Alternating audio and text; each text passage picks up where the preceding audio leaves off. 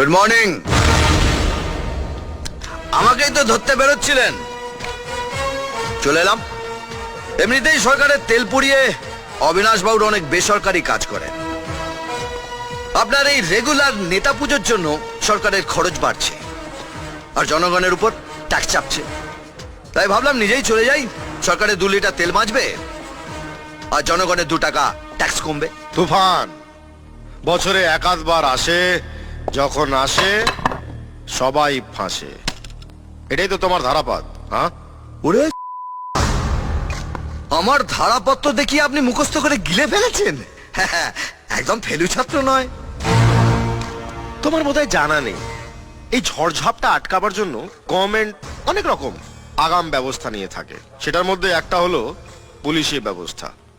যে কোনো জলকে আগা 5 তলা ঠেঙ্গিয়ে এলাকার বাইরে করতে পুলিশের বেশি সময় লাগে না। আফসোসটা সেখানেই ভাই। ঝড়ঝাপটা সামলাবার জন্য সরকার অনেক রকম আগাম ব্যবস্থা নিয়ে রেখেছে, কিন্তু উই পোকা মারার জন্য বেগন স্প্রেটা রাখে।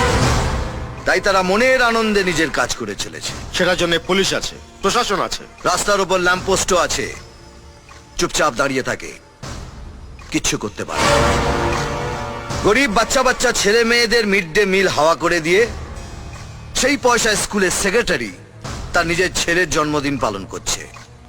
আর পুলিশ সেখানে সেজে গুজে নেমন্তন্ন খেতে গেছে, আর সেই অভুক্ত ছেলে মায়ের হাতে মার খেয়ে তার পেট ভরাচ্ছে।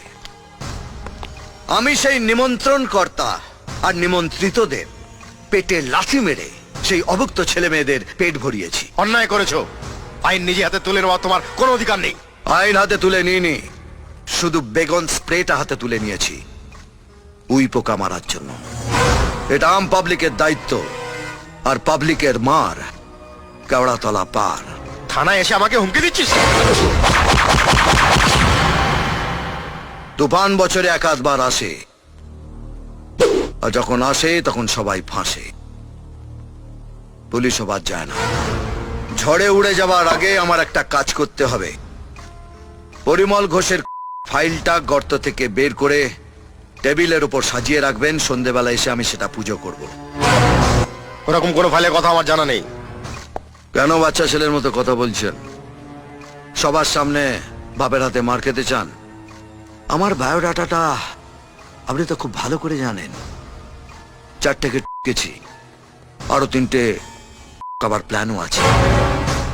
5 নম্বরে যদি আপনার নামটা না লেখাতে চান, তাহলে সন্ধ্যায় যেন ফাইলটা টেবিলের উপর তৈরি থাকে।